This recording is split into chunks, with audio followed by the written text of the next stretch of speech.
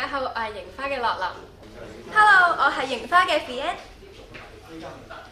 Hello，我係絲打 KK。Hello，大家好，我係絲打嘅 Gigi。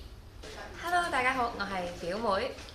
講下你哋嘅愛隊係邊一隊先？本屆世界盃或者你已經支持咗好耐，可以由樂琳講先得。其實我嘅愛隊咧係阿根廷嘅，因為有美斯喺度。如果要我講，都係美斯啦。就好似啱啱咁樣講啦，其實佢可以用佢自己一腳已經可以幫到成隊波，佢可以靠住佢自己沉穩啦、淡定啦，可以改變一場比賽嘅戰成。我嘅愛隊呢，絕對係挪威啊，因為今年佢絕對係一支名副其實嘅黑馬隊。上年因為哥列斯卡我係中意德國嘅，唔係上年即係上屆，咁但係今屆我就即係要撐英格蘭啦，我要撐杜曹。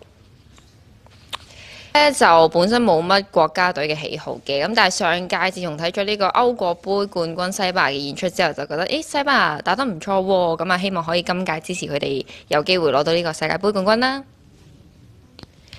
我以前呢就係撐德國隊嘅，但係因為我嘅愛將都已經退晒役啦，咁所以呢，今屆呢我就反而想睇下日本隊會有咩表現，因為佢最近嘅狀態都非常之好，甚至係贏咗英格蘭，所以我會想睇下佢哋會唔會突破到再入8強咁樣咯。對於我嚟講，我會好期待夏蘭特啊，因為佢係第一次參加世界盃啦。咁大家都知道，佢係唔需要掂個波好多次，已經有能力可以入到波。所以今次我都會特別留意夏蘭特。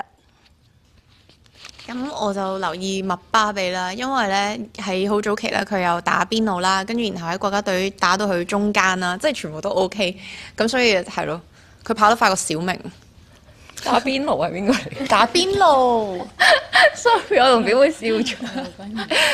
好，咁我就同 KK 一樣，我都係揀麥巴比嘅。咁因為大家知麥巴比喺即係歐聯賽場上，佢就唔係話太有好嘅表現啦。因為之前 PSG 佢喺度又攞唔到啦，咁跟住皇馬又即係似乎喺佢出現之後，好似又攞唔到。咁但係佢每次喺世界盃次次都會帶俾驚喜俾球迷咯。咁所以我都好期待佢嘅演出。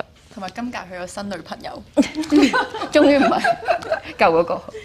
咁我呢，我就係期待迪布尼嘅表現嘅，因為我自己都係一個中場球員啦。咁我覺得睇佢喺中場嘅表現呢，對我嚟講係好有快感㗎。我睇佢打嗰啲線路啦，同埋佢都係好遠，佢已經可以睇到邊一個位可以做到助攻。咁我覺得呢啲先係足球最吸引我嘅地方。咁我就期待迪布尼嘅表現。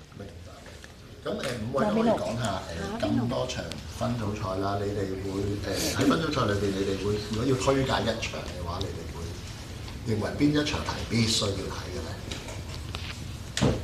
挪威對法國，係我會講呢個。我應該會揀日本對荷蘭嗰場，因為我自己好關注 F 組嘅，因為嗰組我覺得係比較係啊，即係好多隊都好似幾有實力，亦都比較平均一啲啦。咁荷蘭一直都係可以入到好後階段嘅一支隊伍啦。咁突尼西亞其實都試過係有啲黑馬嘅成分，即係都有啲打整體嘅波嘅感覺。